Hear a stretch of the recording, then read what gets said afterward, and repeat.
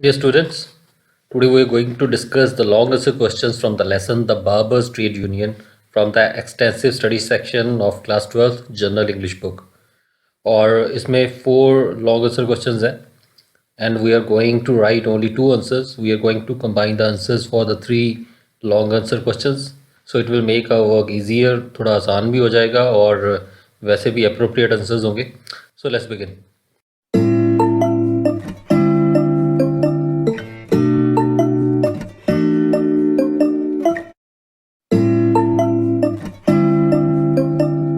Okay, the first question is give a brief character sketch of Chandu. Chandu का character sketch बताना है, चरित्र चित्रण चंदू के बारे में सारी डिटेल बतानी है, उसकी बेसिक क्वालिटीज़ क्या थी.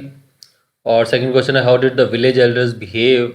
विलेज एल्डर्स जो थे, गांव के जो बड़े लोग थे, उन्होंने कैसे बिहेव किया, कैसे बर्ताव किया when Chandu dressed up like a doctor. जब चंदू डॉक्टर की तरह ड्रेसअप हुआ, डॉक्टर जैसे कपड़े पहने उसने, तो क्या प्रतिक्रिया थी. और फोर्थ क्वेश्चन है why did Chandu go on a strike. Chandu strike पे क्यों गया, हड़ताल क्यों की उसने. What was the result of the strike. और इस स्ट्राइक का, इस हड़ताल का क्या नतीजा निकला. तो हम सारी ये चीज़ें डिस्कस करेंगे. प्रैक्टिस का चंदू का तो होगा ही होगा, और साथ में जब डॉक्टर जैसे कपड़े पहने तो क्या हुआ, और स्ट्राइक पे गया फिर क्या हुआ, ये सारी बातें इसमें हम करेंगे. So let's see. Chandu was the son of A barber. तो चंदू एक बार्बर का बेटा था. He was narrator's friend. वो नरेटर का दोस्त था. He was 6 months older than the narrator. वो नरेटर से 6 महीने उम्र में बड़ा था. The narrator was in of Chandu. So narrator in of मतलब वेरी इम्प्रेस्ड, बड़ा प्रभावित था चंदू से. Because he was a genius, क्योंकि वो एक जीनियस था, बहुत तेज था, बहुत बुद्धिमान था. Eight catching wasps. वास्प पकड़ने में, ततैये पकड़ने में जो मधुमक्खी जैसे होते हैं. And making and flying kites of intricate designs. और जो काइट्स हैं, पतंग मेकिंग बनाने और फ्लाइंग उड़ाने इंट्रिकेट डिज़ाइन के, कॉम्प्लेक्स डिज़ाइंस के, बड़े अजीब किस्म के, बड़ी अच्छी किस्म के वो पतंग बनाता भी था, उड़ाता भी था. The narrator consider Chandu embodiment of perfection. और जो नरेटर था वो चंदू को एम्बॉडीमेंट ऑफ परफेक्शन, संपूर्णता का अवतार, संपूर्णता का रूप मानता था. जैसे उसमें सारी अच्छी क्वालिटीज़ हों, ये मानता था narrator, writer. Chandu had to leave school. और चंदू को स्कूल छोड़ना पड़ा. After the death of his father. अपने पिता की मृत्यु के बाद. He took up the family profession of barber. और उसने जो फैमिली प्रोफेशन था, पारिवारिक जो उसका व्यवसाय था बार्बर का, नाई का, वो उसने अपना लिया. तो वो काम करना शुरू कर दिए. ये जो फर्स्ट पैराग्राफ है तभी लिखेंगे सिर्फ करेक्टर स्केच ऑफ चंदू में. तो सेकंड या फोर्थ क्वेश्चन में ये सारा लिखने की ज़रूरत नहीं है. You can skip this part for question number 2 and question number 4.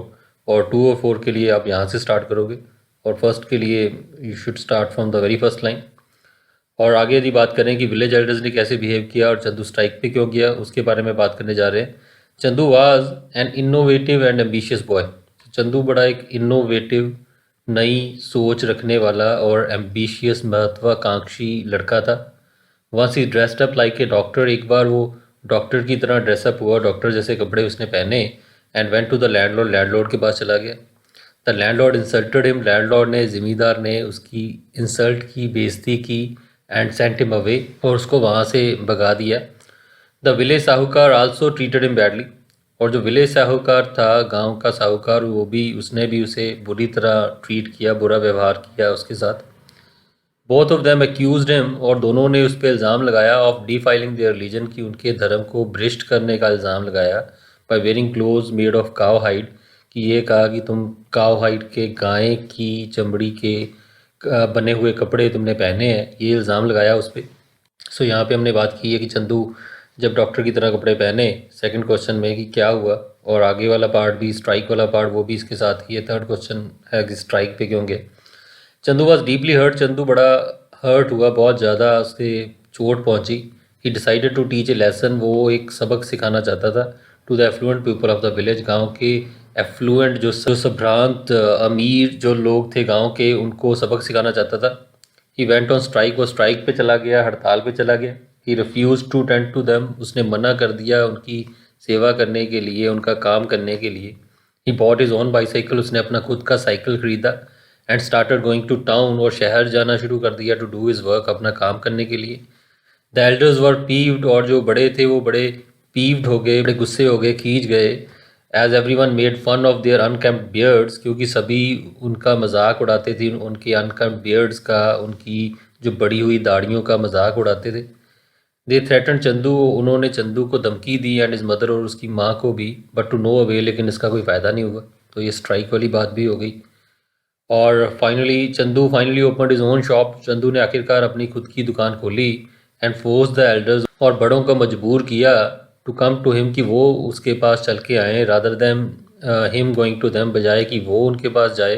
तो उसने मजबूर किया कि मैं तुम लोगों के पास नहीं जाऊंगा, तुम्हारे घर नहीं जाऊंगा, आपको मेरे पास आना होगा। इन द प्रोसेस, और इस प्रोसेस में, इस पूरे कार्यकलाप में, he set up Rajkot district barber brothers hair dressing and shaving saloon. और इन सारी बात में क्या निकला कि उसने Rajkot district barber brothers hair dressing and shaving saloon नाम की अपनी एसोसिएशन बना ली, अपनी शॉप बना ली, अपना बिजनेस सेटअप कर लिया। This trade union gave birth, और ये जो ट्रेड यूनियन बनी, इसने जन्म दिया to many other trade unions later, और भी बहुत सारी जो ट्रेड यूनियंस हैं, जो व्यापार मंडल हैं, उनको जन्म दिया। सो इनकी बार्बर्स की ट्रेड यूनियन देख के और भी बहुत सारे व्यवसायों ने, ट्रेड्स ने अपनी अपनी यूनियन बना ली। तो ये उसका नतीजा निकला। तो ये सारा हमने किया, पूरा प्रैक्टिस का तो सारा आ ही गया उसका।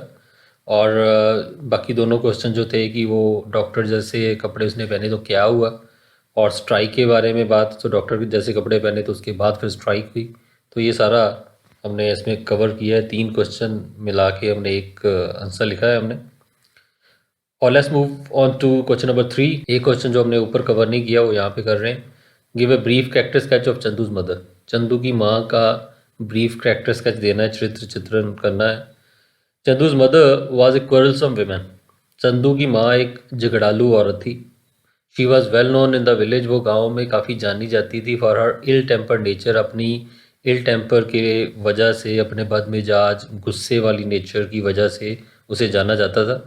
She dare to see the upper caste people, और वो हिम्मत करती थी अपर कास्ट के लोगों को देखने की, as they never dare to see themselves, जिस नज़र से कभी खुद उन्होंने अपने आप को नहीं देखा था।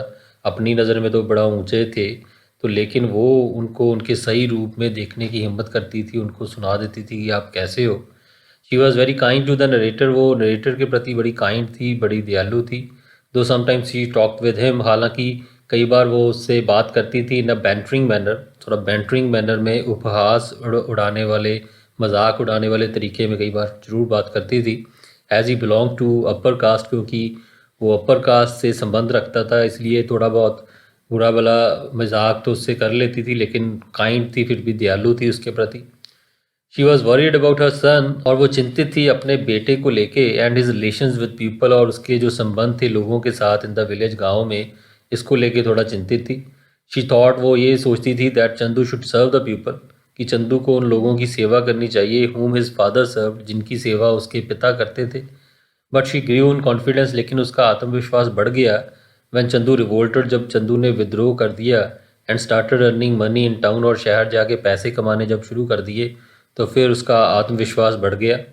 She was then ready to face the upper caste affluent people, और फिर वो तैयार हो गई जो अपर कास्ट के एफ्लुएंट, अमीर, रिच लोग थे, उनका सामना करने के लिए, ऑफ द विलेज, गांव के लोग, in an aggressive manner. So aggressive manner से, आक्रामक तरीके से। सो पहले तो घबरा के रहती थी, तो अब थोड़ा सा अग्रेसिव, आक्रामक तरीके से, थोड़ा सा कॉन्फिडेंस से उनके साथ बात करने के लिए वो तैयार हो गई। Chandu's mother comes across as a caring worried mother, तो चंदू की माँ एक केयरिंग, ध्यान रखने वाली, वरिड, चिंतित माँ के रूप में नजर आती है।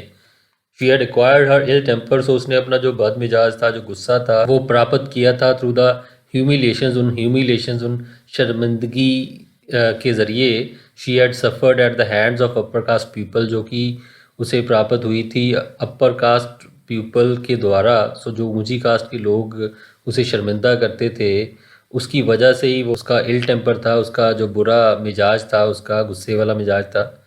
Basically she was a kind woman, और बेसिकली देखा जाए, असल में देखा जाए तो वो एक दयालु औरत थी। विच इज़ एविडेंट, जो कि एविडेंट है, क्लियर है, साफ नज़र आता है, इन द वे, उस तरीके से शी ट्रीटेड द नरेटर, जिस तरीके से वो नरेटर को, राइटर को ट्रीट करती थी। हालांकि नरेटर जो था, राइटर था, हाई कास्ट का था, अपर कास्ट का था, तो उससे वो अच्छा बर्ताव करती थी क्योंकि नरेटर खुद अच्छा था। सो उससे उसकी काइंड जो एटीट्यूड था नरेटर के प्रति, उससे हमें पता चलता है कि उसका दिल काफ़ी अच्छा था, दिल कठोर नहीं था। तो हालांकि जिस ढंग से लोग उसके साथ व्यवहार करते थे अपर कास्ट पीपल, उसकी वजह से एक गुस्से वाली नेचर उसने अपनाई थी।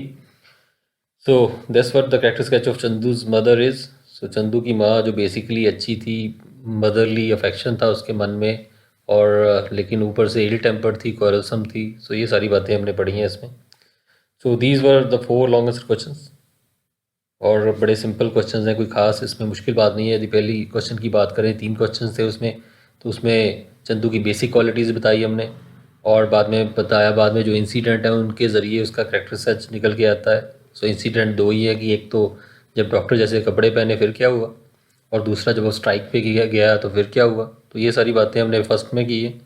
और उसके बाद चंदू की मदर का जो कैरेक्टर स्केच है ये बताया, क्वारलसम थी, इल टेम्पर्ड थी, लेकिन ऐसा क्यों था वो भी कारण बताया, और बताया कि कैसे बाद में वो ग्रीव इन कॉन्फिडेंस उसका बढ़ गया, थोड़ा अग्रेसिव तरीका हो गया, पहले घबराती थी। और एंड में ये बताया कि नरेटर के साथ वो अच्छा व्यवहार करती थी, इससे पता लगता है कि बेसिकली वो अच्छी थी। तो ये सारी बातें हमने लिखी हैं यहाँ पे। So I hope you will find it useful. So will meet again with another video. So goodbye till then. Thank you. God bless you.